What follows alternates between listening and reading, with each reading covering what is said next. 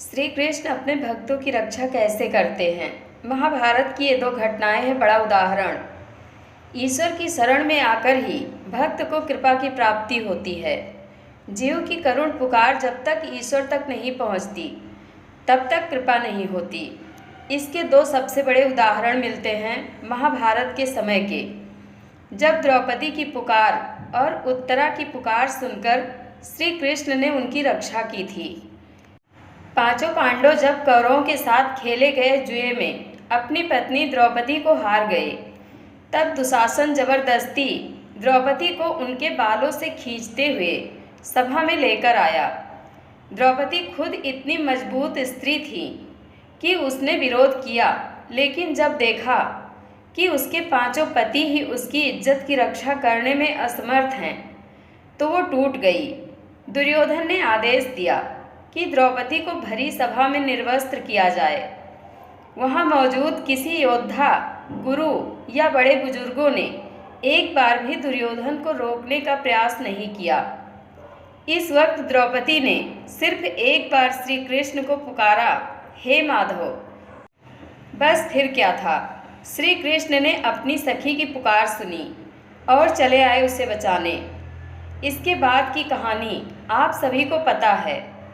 भक्त रक्षा का दूसरा उदाहरण मिलता है महाभारत के युद्ध के बाद, जब कौरवों को परास्त करने के बाद पांचों पांडव और उनकी सेना अपने शिविर में मौजूद थे।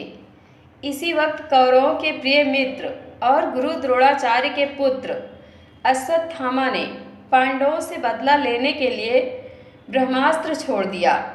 ऐसा कहा जाता है कि अर्जुन ने भी तब अपने बल का प्रयोग किया और बदले में उन्होंने भी ब्रह्मास्त्र छोड़ दिया। ये देखकर सभी देवता भी घबरा गए कि अब समस्त संसार का अंत हो जाएगा। ये देखते हुए दोनों योद्धाओं से अपने अपने ब्रह्मास्त्र वापस लेने के लिए कहा गया।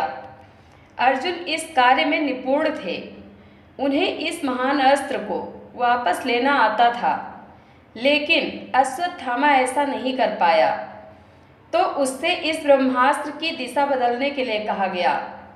अश्वत्थामा क्रोध और बदले की भावना में इतना लिप्त था कि उसने पांडवों के आखिरी बीज को भी नष्ट करने का सोचा और अभिमन्यु की पत्नी उत्तरा के गर्भ में पल रहे बच्चे पर इस ब्रह्मास्त्र की दिशा को मोड़ दिया। ब्रह्मास्त्र सीधा उत्तरा के गर्भ में आया और उसने उसमें पल रहे बच्चे को मार दिया। उत्तरा बेहद दर्द में कराहते हुए वासुदेव श्री कृष्ण के पास पहुंची और उनसे प्रार्थना की कि हे वासुदेव, मैं बहुत पीड़ा में हूँ, मेरी पीड़ा खत्म करिए और मेरे गर्भ में पल रहे बच्चे की रक्षा कीजिए। तब श्री कृष्ण ने उत्तरा के श्वास मार्ग से उसके गर्भ में प्रवेश किया, उस बच्चे को जीवित किया। इस बच्चे का नाम परीक्षित था। श्री कृष्ण भक्तों की पुकार सुनते हैं। अंतर सिर्फ इतना है कि आप उसे हक से पुकार रहे हैं या नहीं।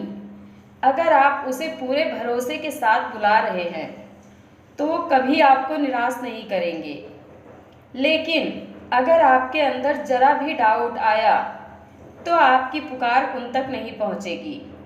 सरेंडर करना बहुत ज़रूरी है। अर्जुन ने भी श्री कृष्ण के आगे सरेंडर किया, तभी उन्हें गीता का ज्ञान मिला। जय श्री कृष्ण। आप लोगों को कथा कैसी लगती है कमेंट बॉक्स में अपनी राय अवश्य दें। धन्यवाद।